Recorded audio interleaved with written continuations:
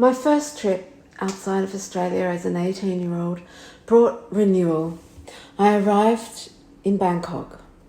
The sight of people speeding on motorbikes without helmets while pedestrians were darting across the same freeway brought renewal and just awakened a happiness that had been dormant.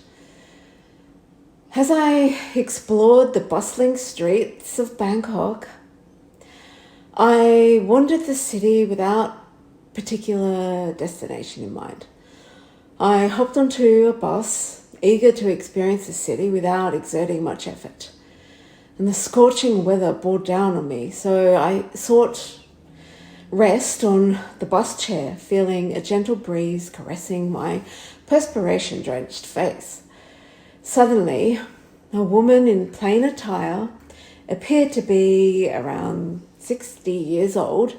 She began nudging me, assuming she wanted me to move so that I'd be hanging out the window. I stood up and changed seats.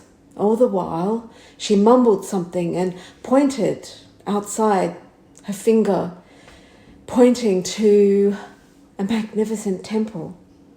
In broken English, I heard another voice chime in. "Good temple. The lady tells you go to temple." I was grateful for the friendly advice, and I bowed in gratitude before disembarking.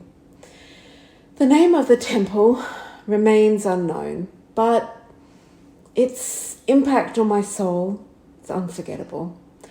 I settled on a patch of grass, observing the monks stroll by, radiating in a joy and contentment. Some monks paused their steps, turned towards me, and bestowed upon me a warm smile.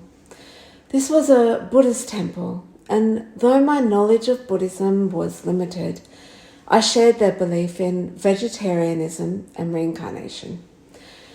I had attempted to read a book on Buddhism in the past, but its complexities eluded me, and my attention span was as fleeting as a tiny ant. Though the teachings may have seeped into my subconscious, I remained consciously unaware of the Buddhist way of thinking. The kindness in the monks' eyes and their gentle strides as they smiled without lingering too long dispelled any doubts I had about humanity.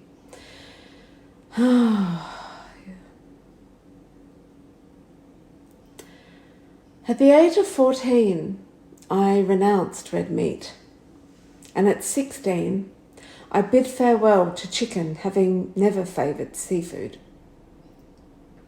My stay in Bangkok was brief, for the allure of London and its vibrant music scene proved too enticing to resist for long. Magnificent London, a city I felt I had inhabited in countless past lives.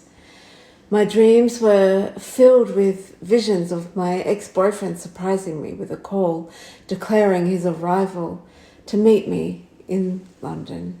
Yet perhaps a greater plan awaited me, one that necessitated my journey to be alone. From the high, humid heat of Bangkok, I arrived to the depths of freezing London winter, the clothes within my backpack displaying how unprepared I was. Within a month, I traversed on Eurail trains to Brussels, Paris, Rome, Brindisi, caught a ferry to Patras and continued on to Athens. I retraced my steps, venturing to Venice, Vienna, Berlin, Amsterdam, and finally returning back to London. Staying in one place for an extended period proved challenging, as an incessant need to be in motion gripped me, a restless compulsion. London did, however, hold my heart. If I remained in any hostel for too long, familiarity would breed conversation, which was not what I desired. Thus I returned to Paris, then journeyed to Madrid, Lisbon, and hitchhiked to Seville.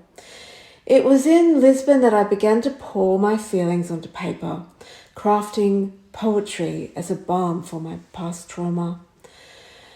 I discovered the power of words, and from Seville, I ventured to Barcelona, continued onwards to Siracusa, and each place I encountered a tapestry of beauty, each distinct and captivating in its own way.